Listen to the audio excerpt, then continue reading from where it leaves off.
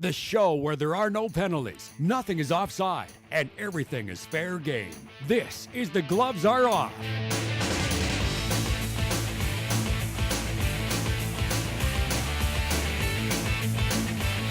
Hello and welcome to The Gloves Are Off. I'm your host, Carly Agro. Now joining me today, Aaron Streck is filling in once again for Coach Curran. Welcome back, Streck. Thank you. Hopefully today, though, Hopefully. I need to win Who Am I? Who Am I? Have to. Yeah, you got to bounce back. Yeah, I'm 0 for 2. Okay, and your competitor for Who Am I and for the rest of the show, we have Paul Desjardins. Now, Paul, you are the head coach from the Colding Ice. Yes, I am. Welcome. We're excited to have you. Thank you. Now, we actually want to start the show off by talking about your team. I call this one Ice Ice Baby. This was a thrilling season for your Junior B Hockey Club. Unfortunately, that little provincial stint didn't work out that great for you guys, but talk about your road there because you went into this one with a league title.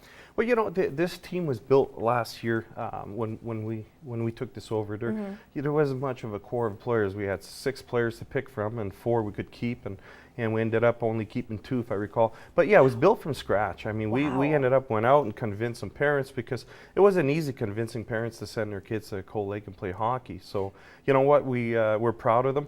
They unbelievable season, and they in the provincials we had issues, but the kids behaved really well because when you're out of something, the young boys like that, they really handle themselves like pros, and they represent the league really well.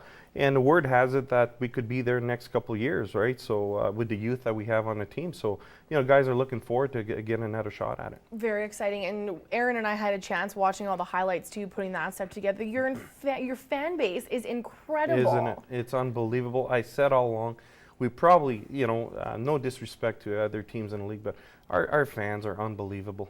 They showed up, they showed their support this year, and all along they wanted a winning team is what they wanted, right? And they showed up.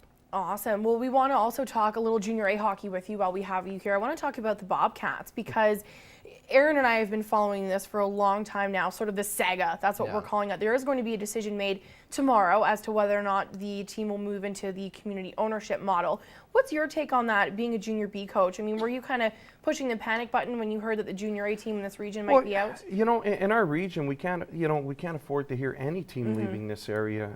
I think it's a great rivalry with the Pontiacs, and we'd lose that. I think there's also possibility of a farm team for this team, like the Junior B, getting players out of that. So you don't want to lose. I was kind of proud hearing that the people did step up, and they'll back them up, and hopefully they can keep them here. And Streck, you're going to get to follow the story tomorrow. So what are you looking forward to asking Craig Cripps? I'm looking forward to just asking him, is Lloydminster staying here? Is the team staying in Lloydminster? And hopefully the answer is yes, because losing a team in this region would be devastating, I think, and it would be one of those things that probably would never recover. Right. We got to talk a little golf. We're going to kind of switch gears a little bit, go from the frozen pond onto the links. Did you have a chance to watch the Masters? Of course. All right, and I know Streck was watching the Masters. He's trying to brush up as much as he can. This was a wild finish. Now, what I want to ask you guys is, did this finish, probably the most exciting finish in 22 years, did this make it that much more of a memorable Masters for you?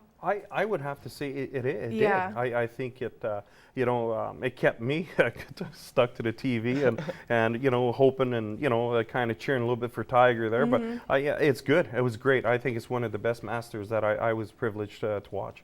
And when you had a chance to see that, there was 8 guys in contention, 7 different leaders. But did that make it that much more exciting for you too, Streck? It did. It was to the point where you saw McIlroy come into the day with the 4-stroke lead, and you're like, oh, how can this kid blow it after having it for so long, just the lead through it, the whole thing. You wanted to see that. I wanted to see him win. But to see him implode the way he did was disappointing. But to see a Tiger as well kind of get back to his form, on the prowl. We're going to get to that too. With his putting and everything. But yeah, to see like Schwartzel, come back and have 4 birdies to end off the round to win it, like that's phenomenal. It's incredible. We want to talk a little bit more golf too. I want to talk about these young guns. That's what I'm sort of calling them. Your Rory McIlroy, those type of guy, Ricky Fowler, who are.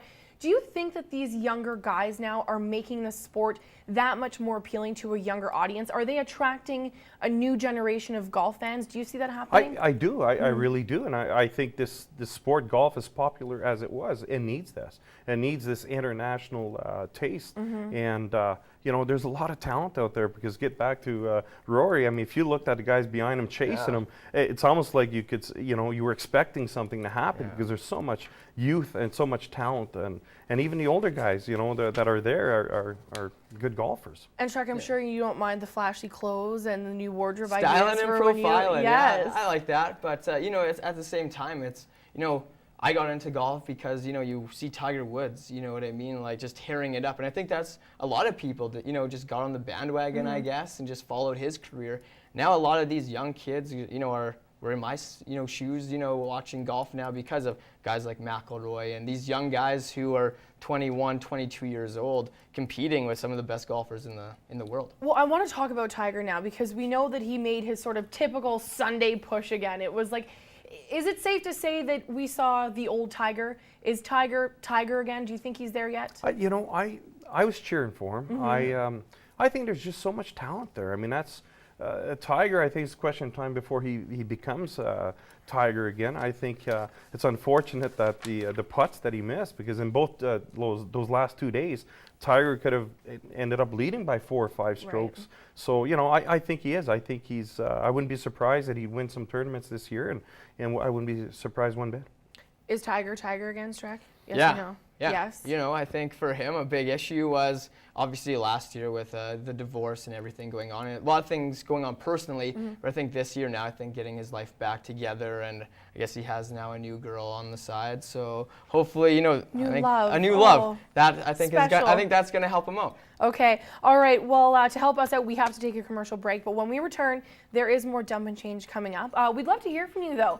Please email us at theglovesareoff@newcap.ca or drop us a line on our Facebook page. Stay tuned. There's a lot more Dump and Change coming up after the break.